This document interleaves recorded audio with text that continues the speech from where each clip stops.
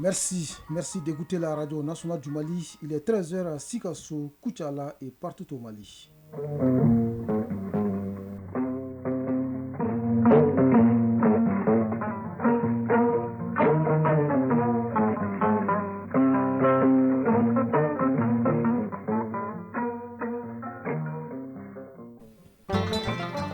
Mesdames et messieurs, bonjour et bienvenue dans la deuxième édition de Mali Actualité, une présentation de Salimata Dao.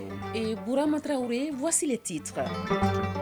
L'affaire des engrais subventionnés par l'État retrouvés dans les magasins s'ouvre à Sikasso et Koutiala. Les jugements sont prévus pour les 24 septembre et 1er octobre prochains. Garibou Perrou nous en parle plus en détail dans ce journal. Synergie d'action pour faire face aux inondations qui ont touché près de 3000 ménages à travers le pays et occasionné 8 décès. Le Centre de coordination et de gestion de crises et catastrophes a tenu hier une réunion. Une nouvelle souche plus mortelle de la variole du singe circule dans plusieurs pays, dont la RD Congo. Le pays enregistre plus de 11 000 cas, près de 450 morts. L'OMS tiendra bientôt une réunion pour décider s'il faut qualifier cette épidémie d'urgence internationale. La chronique judiciaire s'intéresse ce jeudi à l'impôt qui sert à couvrir les charges de l'État. Selon la constitution malienne, son paiement est obligatoire pour chaque citoyen. Quelles sont les conséquences de l'incivisme fiscal? Garibou Perrou nous répondra. À l'affiche de la page sport, participation du Djoliba AC et du Stade malien de Bamako au tournoi amical International West Africa Champions Cup qui a pris fin hier en Guinée. Et bien évidemment, on parlera des JO de Paris. Ce sera avec Abdul Karim Kaba. Chers auditeurs, bienvenue. Commençons cette édition avec la justice. Dans les tribunaux de grande instance de Sikasso et Koutiala est ouvert le dossier d'engrais subventionnés par l'État retrouvé dans les magasins. Suite aux dénonciations suivies d'enquêtes préliminaires, les présumés auteurs ont été mis aux arrêts et placés sous mandat de dépôt. Brahima. Oui, Salimata Dao, tout à fait. Les jugements sont programmés pour les 24 septembre et 1er octobre 2024. En attendant, les présumés auteurs jugent de toutes les garanties procédurales et bénéficient aussi de la présomption d'innocence. Garibou Perrou et Tchédje Kamara sont nos envoyés spéciaux à Koutiala et Sikasso. Subventionné par l'État, l'engrais destiné aux producteurs tombe aux mains des individus. Détourné, reconditionné ou substitué, falsifié ou frélaté, l'affaire fait grand bruit à Sikasso et Koutiala, deux régions de forte production agricole. Ici et là, les faits sont souverainement appréciés par les procureurs. Moussa Inchi Koulibaly, procureur de la République, près le tribunal de grande instance de Sikasso. Les investigations ainsi menées ont permis d'interpeller les propriétaires de la boutique avec placement sous mandat de dépôt pour le détournement des subventions de l'État et surtout les spéculations illicites, également l'atteinte à la propriété intellectuelle. Draman Kaniba Kone, substitut du procureur du tribunal de grande instance de Koutiala. Le procureur a apprécié souverainement les faits qui semblent constituer ce délit-là, celui des spéculations illicites sur le prix alors des marchandises, notamment de l'engrais subventionné. Les poursuites ont été engagées, le dit commerçant fut placé sous mandat de dépôt. Conduit devant les procureurs poursuivis par voie de citation directe avec placement sous mandat de dépôt, les présumés auteurs d'infractions, de délits ou crimes attendent les audiences. Moussa Inchi Koulibaly, procureur de la République, près le tribunal de grande instance de Sikasso. L'audience du fonds est programmée pour le 24 septembre 2024. Entre-temps, les prévenus nous avaient saisi d'une demande de mise en liberté qui a été examiné à l'audience du 30 juillet passé, mais rejeté. Draman Kaniba Kone, substitut du procureur du tribunal de grande instance de Koutiala. Ce prévenu qui est placé sous mandat de dépôt jouit de toutes les garanties procédurales, bénéficie également de la présomption d'innocence. Ça veut dire que sa culpabilité à ce stade de la procédure n'est pas établie. Cette culpabilité sera établie par la juridiction de jugement, certainement le 1er octobre 2024. Les conséquences liées au détournement d'engrais subventionnés sont considérables à tout point de vue. L'État a voulu aider les paysans en subventionnant l'engrais et si il faut que certaines personnes mal intentionnées détournent cette subvention-là de sa destination. Vous voyez comment ça peut nuire à l'économie nationale et même éventuellement même à l'autosuffisance alimentaire. Pour qui connaît le pouvoir d'achat de l'agriculteur malien, cette pratique est de nature vraiment à le priver vraiment de l'engrais au moment opportun. Et cela n'est pas sans conséquence sur la productivité agricole au niveau local, voire au niveau national. Un véritable réseau peut être à l'origine de cette affaire. C'est la raison pour laquelle, en attendant les audiences de fond, les juridictions continuent d'approfondir les investigations. Tous ceux qui s'adonnent à la violation de la loi vont répondre de leurs agissements. Il n'y aura aucune dérogation en cela. La justice va sévir et de façon rigoureuse. La machine judiciaire est en marche. Elle est déterminée à aller jusqu'au bout. Les traitements réservés à Sikasso, tout comme à Koutiala et partout ailleurs au Mali, sont sans état d'âme.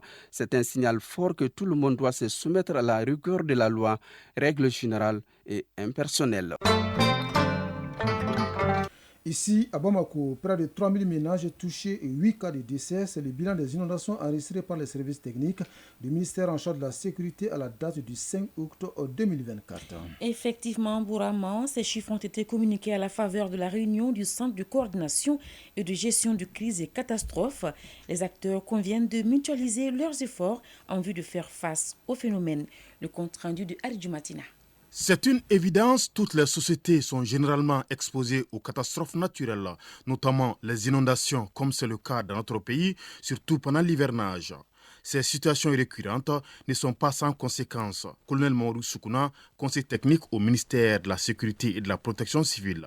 À la date du 5 août, les services techniques du département ont enregistré 33 cas d'inondation survenus dans 9 régions et le district de Bamako. Ces cas d'inondation ont engendré les bilans ci-après.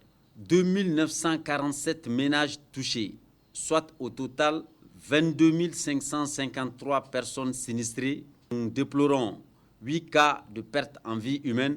Il urge d'agir. Cette réunion du comité interministériel de gestion des crises et catastrophes est ainsi initiée suite à l'activation en mode crise du SECOGEC, outil opérationnel du comité sur ordre du ministre de la Sécurité et de la Protection civile après avis du Premier ministre. Médecin colonel Issa Raoul Dabo, directeur du Centre de coordination et de gestion des crises SECOGEC. La réunion, c'est pour capitaliser l'ensemble des moyens investis par l'État par rapport à la gestion des inondations et la sauvegarde de la vie des personnes, des biens et de l'environnement.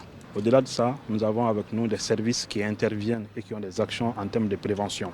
Et ces actions en termes de prévention sont capitalisées par nous, qui permettent à ce que nous puissions encore continuer d'agir. Colonel Moussa Bagayogo, chef de division des opérations de secours et d'assistance à la Direction générale de la protection civile. L'objectif de la réunion, c'est pour que chacun à son niveau et de sa compétence peut apporter l'aide qu'il peut en fonction de leurs compétences. Tous les services techniques sont là, donc jouer leur partition par rapport à l'atténuation de la situation. En plus du ministère de la Sécurité et de la Protection civile, les autres services techniques impliqués dans la réponse aux catastrophes sont aussi mis à contribution en fonction de leur mission régalienne, cela conformément aux dispositions du plan Orsec, un document réglementaire qui coordonne des secours sous une autorité unique. Le secrétaire général de la Fédération internationale des sociétés de la Croix-Rouge et du Croissant-Rouge est en mission au Mali. Il a visité hier certaines réalisations de la Croix-Rouge malienne au niveau des sites des déplacés à Faladje et Sénou. Oui, par cette visite, l'hôte du Mali entend apprécier les efforts de la Croix-Rouge malienne en faveur des personnes en situation difficile. Comme vous allez l'entendre, il n'a pas été déçu. Bouakar Bablin Touré était de la visite pour Mali Actualité. Une journée sans répit pour le secrétaire général de la Fédération internationale des sociétés de Croix-Rouge et de Croissant-Rouge. Journée marquée par une visite de terrain qui a concerné les réalisations de la Croix-Rouge malienne sur les sites des déplacés de Faladje et Sénou, ainsi que le groupe scolaire de Faladje-Séma. Au nombre de ces réalisations, des châteaux d'eau, un centre psychosocial pour les enfants des déplacés et la construction de 3 salles de classe et 3 blocs de latrines. Japan Chapaguin, secrétaire général de la Fédération internationale des sociétés de la Croix-Rouge et Croissant-Rouge. I'm here on my visit to Mali. Je suis venu en visite au Mali pour pouvoir vraiment comprendre toutes ces situations, pour voir un peu quels sont les efforts qui sont des différents côtés pour pouvoir faire vraiment toutes ces activités-là au bénéfice des populations. Et pendant cela, j'ai eu la chance de visiter au moins quelques sites. Donc j'ai vu vraiment les efforts que la Croix-Rouge malienne déploie vraiment pour pouvoir venir en aide aux populations les plus vulnérables. Lors de cette visite-là, j'ai vu des activités telles que l'assistance en termes d'eau.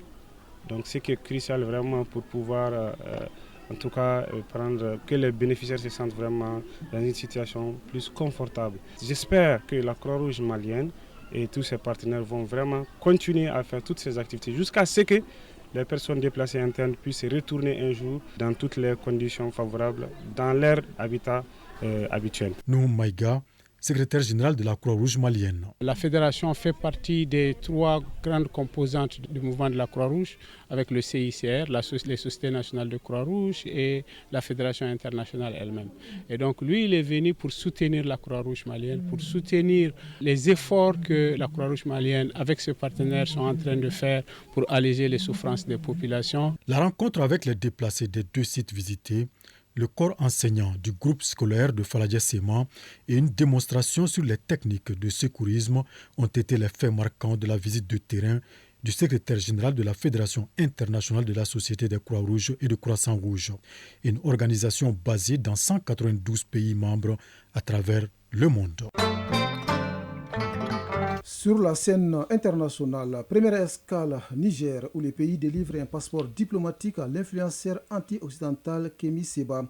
Il a annoncé lui-même la nouvelle sur les réseaux sociaux avant de vanter les mérites du président du CNSP, le général de brigade Abdourahmane Tchani, à la tête du pays, en réponse au gouvernement français qui avait lancé une procédure à son encontre pour lui retirer la nationalité. Kémi Séba avait brûlé son passeport français en public lors d'une conférence de presse.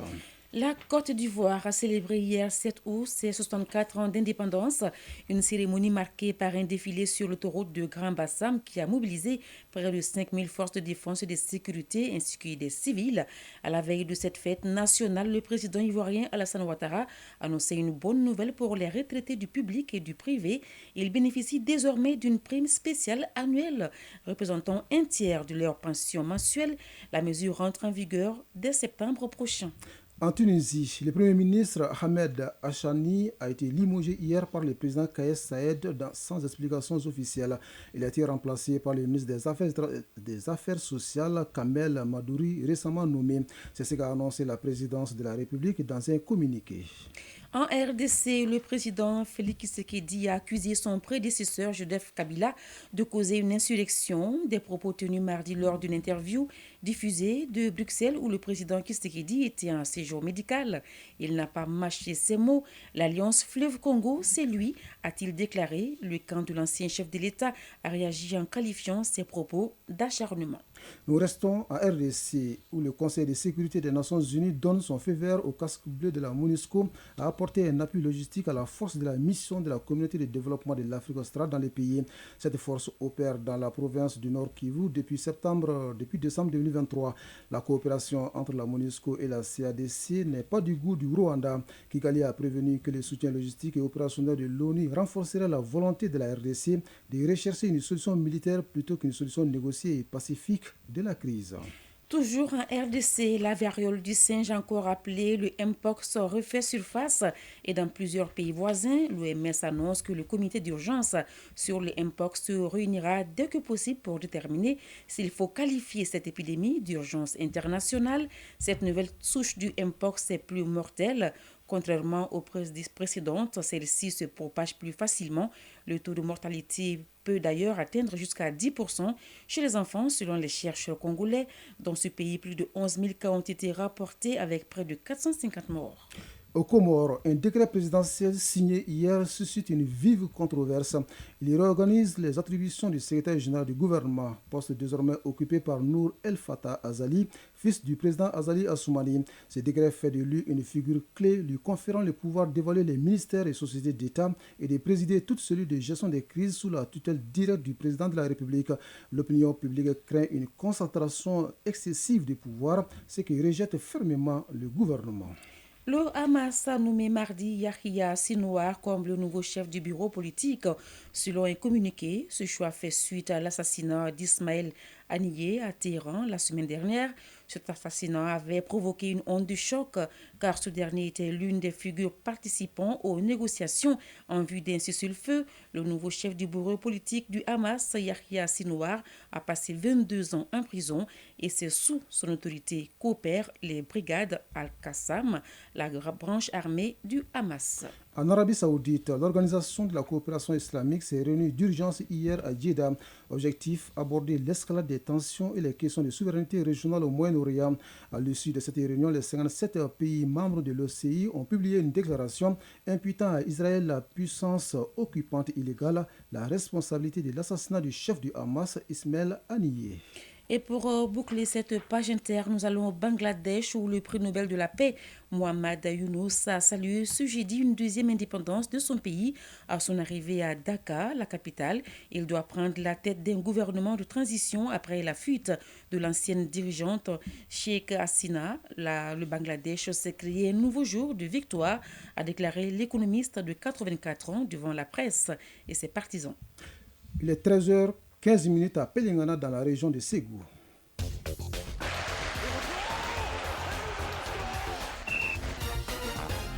Football, le tournoi amical international West Africa Champions Cup a pris hier fin en Guinée. Le Guliba AC et le Stade malien de Bamako ont préparé la compétition. Dans cette page sport, il sera également question des Jeux Olympiques Paris 2024. On connaît l'affiche de la finale du tournoi du football féminin. La synthèse de l'actualité sportive porte la signature de Abdul Karim Kaba. Commençons cette page de sport par la nouvelle des Jeux Olympiques Paris 2024. L'affiche de la finale du tournoi de football féminin est connue. Elle opposera les États-Unis et le Brésil. Cette finale se jouera samedi. En demi-finale, les États-Unis ont dominé l'Allemagne par 1-0. Le Brésil a écarté l'Espagne par 4-2. Chez les hommes, la finale opposera l'Espagne et la France. Pour rappel, les Espagnols ont validé leur billet pour la finale en dominant le Maroc par le score de 2-1. Quant à la France, elle a gagné 3-1 face à l'Égypte. La finale est prévue pour demain vendredi. Toujours les nouvelles des Jeux Olympiques, une journée historique pour les femmes saoudiennes grâce à Dounia Aboutalib. Pour la première fois, une Saoudienne a participé à une finale olympique. Une petite finale. La taïkonéenne porte-drapeau de son pays lors de la cérémonie d'ouverture a réussi à se hisser jusqu'au match pour la médaille de bronze. Elle a perdu contre une Iranienne. En tout cas, une première pour l'Arabie Saoudite. Sur le continent, l'actualité reste dominée par le tournoi de qualification de la zone UEFA A de la Ligue des champions féminines Sierra Leone 2024. La troisième journée est à l'honneur. L'AS Mandé du Mali sera face au Red Scorpion de la Gambie. Après leur défaite 1-3 lors de la précédente journée contre les Libériennes des Determined Girls, les Mandékas doivent impérativement relever la tête pour ne pas hypothéquer leur qualification en phase finale. La capitaine Fatmata Diarra et ses coéquipières tenteront de se ressaisir lors des prochaines sorties. Determined Girls du Libéria affrontera Mombemo Queens de la Sierra Leone. Toujours hors de nos frontières, en Guinée, le tournoi amical international de football dénommé West African Champions Cup a pris fin. Lors de la troisième et dernière journée, le Stade malien de Bamako a dominé le FC Kamsar par le score d'1-0. Le but sadiste a été marqué par Daouda Sangaré à la 4e minute au stade Mbalou Madi Diakité de Kankan. L'autre représentant malien, le Djoliba AC, a fait match nul, 2 buts partout avec Milo FC. La leçon de sport de ce jeudi porte sur le jury des départs en athlétisme. En athlétisme, le départ est d'une importance capitale dans une compétition. Voilà pourquoi il est géré par toute une équipe d'officiels techniques. On en sait plus avec Isaac Tchenou. En athlétisme, les départs de course obéissent à des règles. Pour permettre aux athlètes d'être dans les mêmes conditions de départ, toute une équipe est commise à cet effet. Adama Kone, officiel technique international. Le jury est composé aujourd'hui d'un juge arbitre de départ, d'un coordonnateur général, d'un nombre approprié de starters, d'un nombre approprié de starters de rappel et d'un nombre approprié d'aide starters. Au départ d'une course, le coordonnateur général est le seul qui peut hiérarchiser les officiels techniques. Et le coordonnateur peut décider de changer, de faire un mouvement au niveau des officiels techniques. Il se charge de vérifier si tout est OK au niveau du chronométrage manuel, du chronométrage électronique, des juges aux arrivées, en liaison directe avec le directeur de compétition. Il donne l'ordre au starter de donner le départ. Et en ce moment, le starter ne fait que lancer et tirer le pistolet. Les starters sont les plus visibles au départ d'une course en athlétisme. Adama Kone nous parle de leur rôle. Le starter, c'est celui qui est chargé de donner le départ. Uniquement donner le départ. Après le starter, vous avez le starter de rappel s'il y a un faux départ.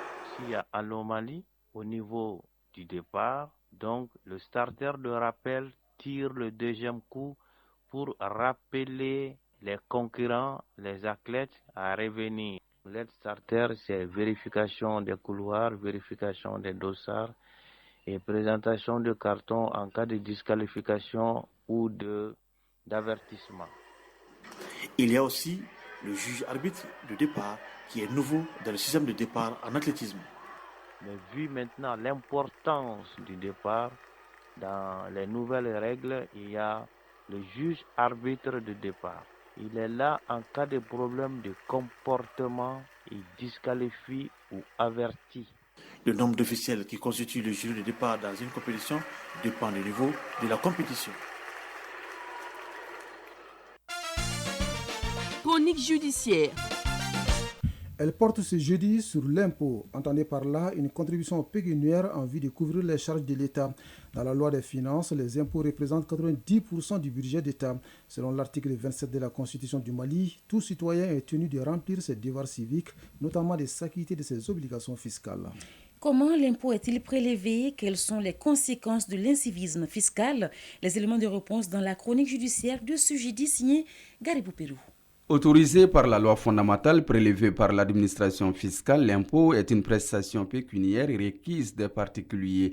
C'est une contribution obligatoire qui sert à prendre les charges publiques comme par exemple la défense de la patrie, l'instruction des enfants, la construction des routes, des hôpitaux, sans oublier les réponses aux besoins humanitaires.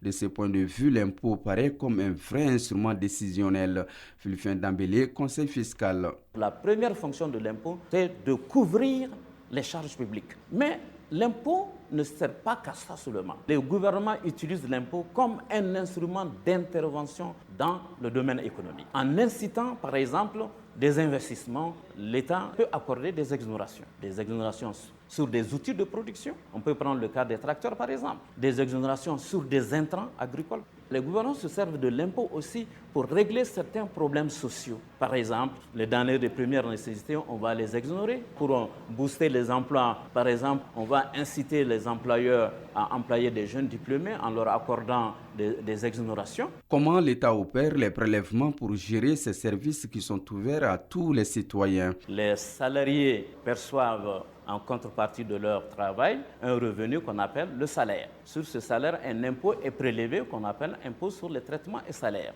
Le propriétaire foncier qui donne son immeuble en location et qui reçoit des loyers en contrepartie, ces loyers sont soumis à un impôt qu'on appelle impôt sur les revenus fonciers. Ça, c'est en termes d'imposition des revenus.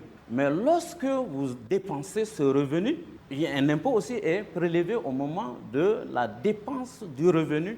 La TVA, par exemple. Quand vous avez un véhicule, par exemple, vous payez des vignettes. Et les vignettes, c'est sur la propriété, donc un capital qui est déjà là. L'impôt, c'est soit sur le revenu au moment de son acquisition, soit au moment de la dépense du revenu, ou même lorsque ce revenu est constitué déjà dans le patrimoine sous forme de capital. Payer les impôts, c'est participer au budget nécessaire pour faire fonctionner le pays. Un devoir, une attitude civique qui consiste à se conformer aux textes de la République. Notre nouvelle constitution, à son article 27, dit que tout citoyen doit œuvrer pour le bien-être de la collectivité et s'acquitter de ses obligations fiscales. Vous comprendrez là que le civisme, c'est ce qui devrait être l'attitude de tout citoyen, et l'incivisme, ce serait le contraire du bon citoyen. Les causes de l'incivisme sont multiples. Quelquefois douces et violentes, les remèdes contre ces mâles sont pédagogiques à l'analyse du conseil fiscal. Certains citoyens n'accomplissent pas leurs obligations fiscales simplement par ignorance ou par la non-maîtrise des textes fiscaux. Au-delà de ça, il y a le poids de l'impôt. Souvent, les citoyens ont le sentiment que l'impôt est confiscatoire, que le montant d'impôt prélevé sur son revenu, que ce montant est très élevé.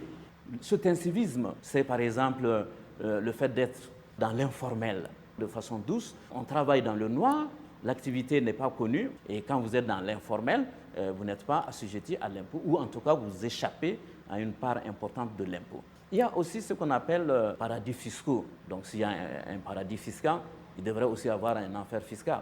Donc les gens, souvent, quand ils estiment que le taux de prélèvement est élevé, ils quittent un pays pour un autre pays. Au-delà de ces pratiques assez douces, dans le temps, il y a eu des révoltes contre l'impôt. Les recettes fiscales représentent 90% du budget d'État. S'il y a un manque à gagner à ce niveau, l'État disposerait sans doute moins de ressources pour faire face à ses missions de service public. Si on a donc besoin d'un État fort puissant, il faut le financer. Payer l'impôt, c'est en quelque sorte payer son droit d'exister dans la société. Merci Garibou Pérou. Et ce numéro de la chronique judiciaire met un terme à cette édition que nous avons eu l'immense plaisir de vous la présenter. Aux manettes, Alimata Ouattara, à la mise en ligne Marcel Tezougué. C'était une présentation de Salimata Dao. Et Bourama Traoré, restez connectés sur votre radio nationale. Les avis et communiqués, c'est dans un instant avec Kani Keita. Merci à vous qui nous suivez à Bla, Yangasso, San et Mopti. Merci à tous et bon suite de programme sur Radio Mali.